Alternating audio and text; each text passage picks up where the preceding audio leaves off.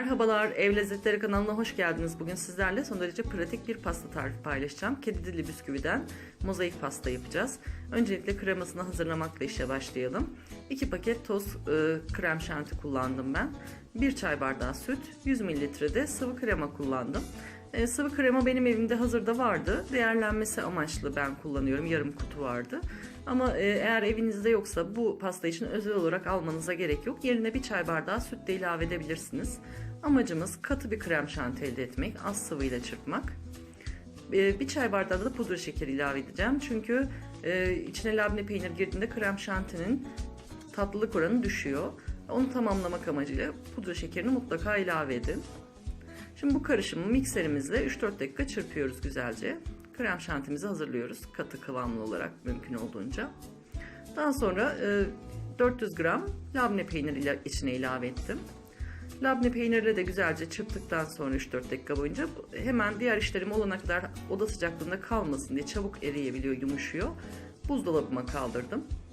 Labne peynir gerçekten çok inanılmaz farklı yapıyor. Krem şantinin tadını çok değiştiriyor. Mutlaka bu şekilde hazırlayın. Sadece krem şanti yapmayın.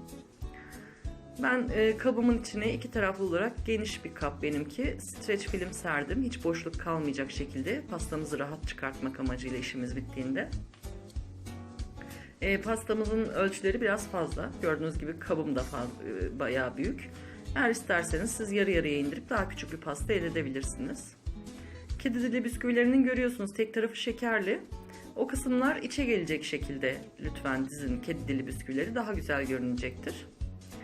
Hemen sütün içine böyle daldırıp çıkartıyorum kedi dili bisküvileri. Hatta tek tarafını bile ıslayabilirsiniz. Çünkü sünger gibi sıvıyı hemen hemen bir yapıları var. Çabuk dağılıyorlar. Hızlı işlem yapmanız gerekiyor. Çok çabuk daldırıp çekin. Ve kabınıza birbirine destek yaparak arasında mümkün olduğunca boşluk kalmadan güzelce dizin.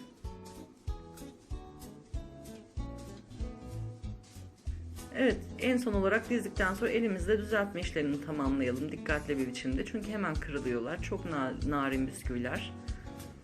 Gördüğünüz gibi elimden geldiğince düzgün yerleştirdim. Şimdi kremamı dolaptan aldım. Kedi dili bisküvilerin üstüne ilk önce bir miktar krema döküyorum. Daha sonra kalan kedi dili bisküvilerden araya tek tarafını sadece ıslamanız yeterli olur. Bir ara katman yapıyorum. Zaten kremada ıslattığı için bisküvileri tek tarafından ıslatmanız gerçekten yeterli. Arasına ben çilek doğradım birazcık. Onu serpiştiriyorum ama istediğiniz meyveyi de kullanabilirsiniz. Damla çikolata da kullanabilirsiniz. Hiç fark etmez. Zevkinize göre hazırlayın lütfen. Ama çilek krem şantili kremaya çok yakışıyor. Yine biraz krema koyuyorum. Bisküvilerden yine tek tarafını ıslayarak bir ara katman yapıyorum. Ve damla çikolatayla çilek parçaları yine serptim ben üstüne. Sonra en üst katına da yine kalan kremamızdan bir katman yapıyoruz.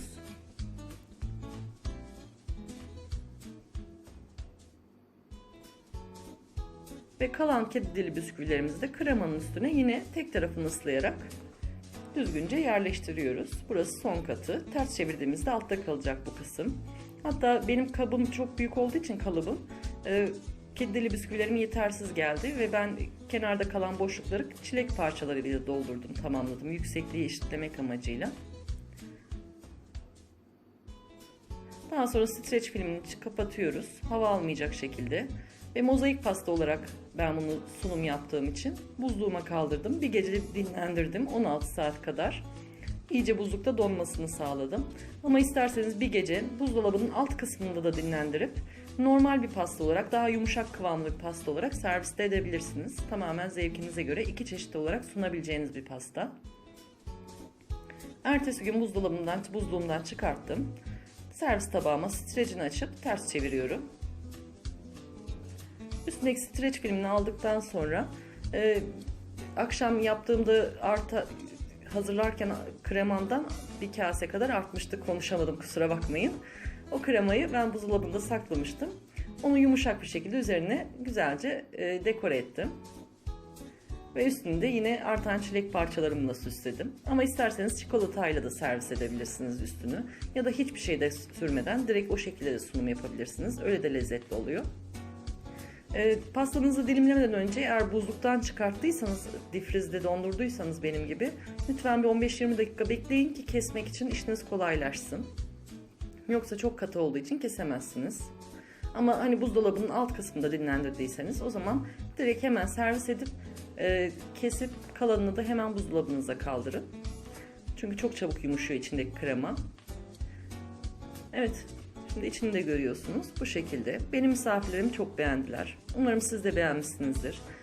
Beni izlediğiniz için teşekkür ediyorum. Kanalıma abone olmayı, takipte kalmayı, videolarımı beğenip paylaşmayı unutmayın. Sevgiler diliyorum.